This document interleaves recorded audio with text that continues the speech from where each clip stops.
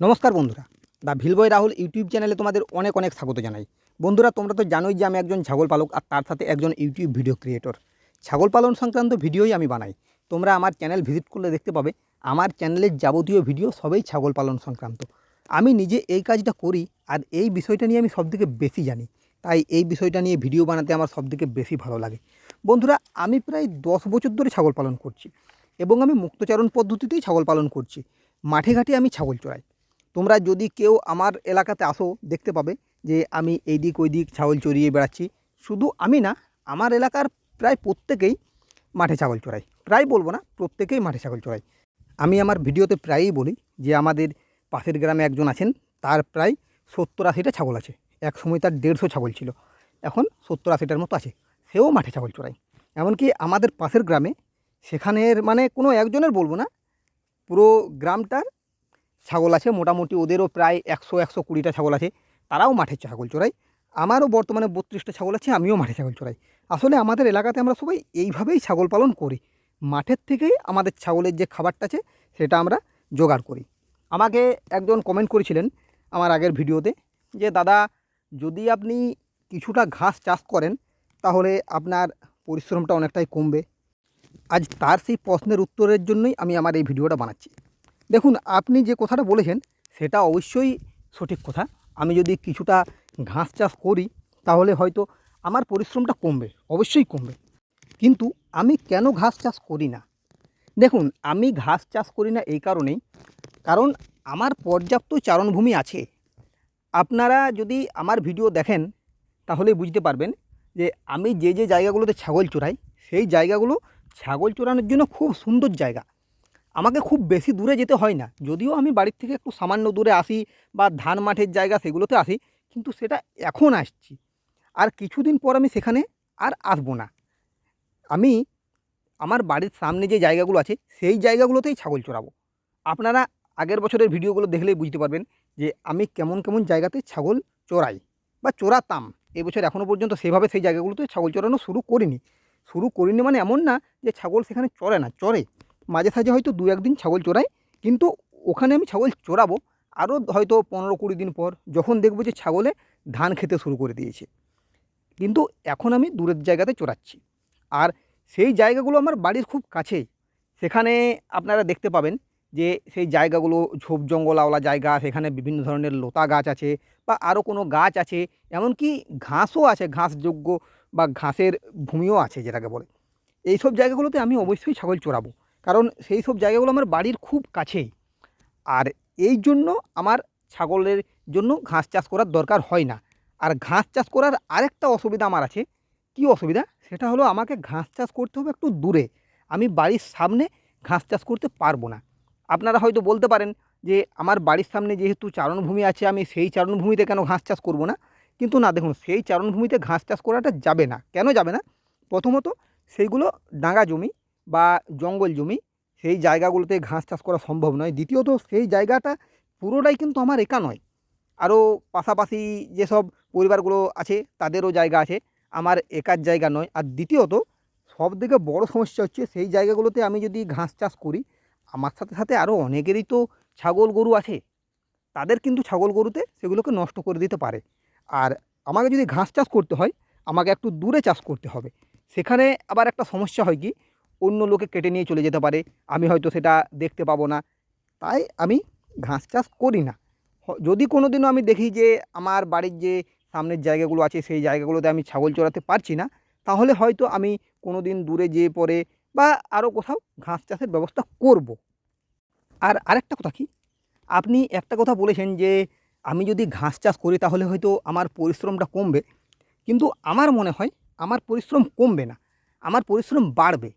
কারণ আমি মাঠে ছাগল চড়াতে আসছি, আমার ছাগলগুলো মাঠে চড়ছে, আমি চুপচাপ এক জায়গাতে দাঁড়িয়ে থাকি বা বসে থাকি। হ্যাঁ, এটা ঠিক যে রাস্তাঘাটগুলো কাদা জল দাঁড়িয়ে থাকে, কিন্তু আমি যদি ঘাস চাষ করি, আমাকে নিয়ম করে সারাদিনে 2বার কি 3বার ছাগলকে ঘাস দিতে হবে। এবারে 32টা ছাগলকে আমি যখন নিয়ম করে সারাদিনে 2বার বা 3বার ঘাস দেবো, মানে তার পেট যখন ভর্তি করার মতো ঘাস আমি তাকে দেবো, তাহলে সেই পরিমাণ ঘাসটা কিন্তু আমাকে কেটে নিয়ে আসতে হবে। এবারে সেটাতে আমার মনে হয় আমার পরিশ্রম একটু বেশি হবে, কম হবে না। কারণ 32 ছাগলকে তো তার পেট তো ভর্তি করতে হবে। আর আমি মাঠে ছাগল চরাতে আসছি মানে আমার সেই পরিশ্রমটা হচ্ছে না। আমার ছাগল তার সমস্ত খাবারটা মাঠেই খেয়ে নিচ্ছে। আমি চুপচাপ এক জায়গাতে দাঁড়িয়ে থাকি, ছাগল নিজের ইচ্ছা মতো চরতে থাকে। আর তাছাড়া মাঠে ছাগলে বিভিন্ন ধরনের ঘাস পায়। আমি হয়তো এক ধরনেরই ঘাস চাষ করব। মাঠে কিন্তু সেটা না, মাঠে ছাগল বিভিন্ন ধরনের ঘাস পায়। ছাগল ভালোভাবে খাবে, আরও ভালোভাবে চরবে। এমনকি ছাগল চারিদিকে ছুটে বেড়াবে, এর ফলে তাদের যে স্বাস্থ্য, সেই স্বাস্থ্যটাও ঠিক থাকবে। মানসিক স্বাস্থ্য এবং শারীরিক স্বাস্থ্য দুটোই ঠিক থাকবে। এই কারণে আমি সবথেকে বেশি মাঠে ছাগল চরানোর পক্ষপাতী, এবং আমি প্রত্যেককেই বলি যে আপনারাও মাঠে ছাগল চরান। আর তাছাড়া মাঠে ছাগল চরালে আমাদের আরেকটা সুবিধা কি না, আমাদের যে খরচ সেটাও কিন্তু কম হবে। হ্যাঁ, আমাকে সময়টা দিতে হচ্ছে, কিন্তু যেহেতু এটা আমার কাজ, সেহেতু সময় আমাকে দিতেই হবে। আমাকে সময় নিয়ে চিন্তা করলে হবে না, আমাকে চেষ্টা করতে হবে যে আমার যে পোষা প্রাণীগুলো আছে তাদের জন্য বেস্ট যেটা সেটাই আমি করব। আমার মনে হয় যে আমার ছাগলগুলোর জন্য বেস্ট এটাই যে তারা মাঠে চড়ুক। শুধু ছাগলগুলোর জন্য নয়, আমার জন্যও এটা বেস্ট।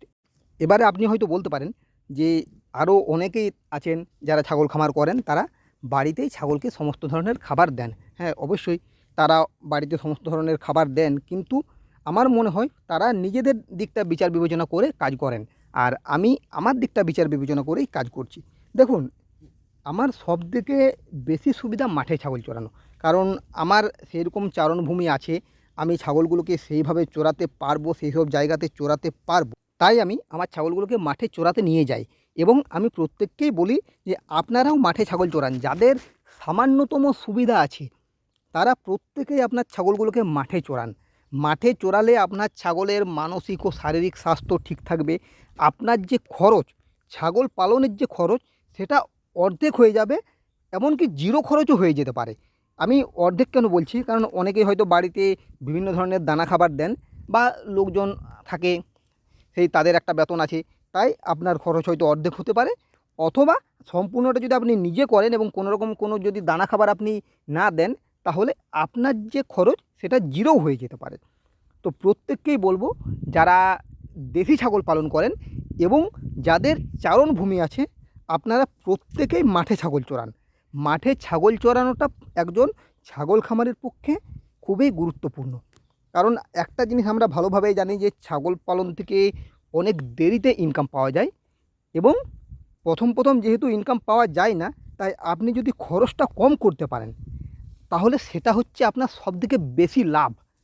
তাই অবশ্যই আমি আপনাদের বলবো যে যদি চারণভূমি থাকে, এবং আরেকটা জিনিস যেটা বলতে আমি ভুলে যাচ্ছি, সেটা হলো যদি আপনারা দেশি ছাগল পালন করেন, তাহলে অবশ্যই আপনারা মাঠে ছাগল চরান। কিন্তু যদি আপনারা দেশি ছাগল বাদ দিয়ে অন্য ধরনের বড় ছাগলগুলো পালন করেন, আপনারা মাঠে ছাগল চরাবেন না, কারণ আপনাদের না চরানোই ভালো। যেহেতু চারিদিকে জল কাদা আছে, জল কাদাতে ছাগল যদি ভিজে যায় বা কাদা জল ছাগলের গায়ে লাগে, তাহলে সেই ছাগলটার শরীর খারাপ আরও বেশি হতে পারে। কারণ দেশি ছাগলের মতো জল সহ্য করার ক্ষমতা তাদের নেই। তাই আপনারা মাঠে ছাগল চরাতে যাবেন না। কিন্তু যদি কেউ দেশি ছাগল পালন করেন, আপনারা অবশ্যই মাঠে ছাগল চরান। যাই হোক, ভিডিওটা আমি এইখানেই শেষ করছি। আমার এই ভিডিওটা কেবল আপনার প্রশ্নের উত্তর দেওয়া নয়, আমি প্রত্যেককে জানানোর জন্যই ভিডিওটা বানালাম যে মাঠে ছাগল চরালে আপনি কি কি সুযোগ সুবিধা পেতে পারেন, যেটা সবথেকে কম সুবিধার কথা সেটাই আমি তুলে ধরলাম। মাঠে ছাগল চরালে হয়তো আরও বেশি সুবিধা পাওয়া যায়, কিন্তু সবটা আমি তুলে ধরছি না, কারণ সবারই হয়তো সেটা ভালো নাও লাগতে পারে। তাই প্রত্যেকে নিজের নিজের অভিজ্ঞতা অনুযায়ী বাকি কাজটা করবেন, এইটুকুই আমি বলতে পারি। যাই হোক, যারা এখনও পর্যন্ত আমার ভিডিও দেখছেন তাদের আমি অনেক ধন্যবাদ জানাই। আর আপনাদের কাছে আমি অনুরোধ করছি যে আপনারা অবশ্যই আমার ভিডিওটিকে লাইক করুন, আর তার সাথে আপনারা আমার ভিডিওটিকে হাইপ করুন।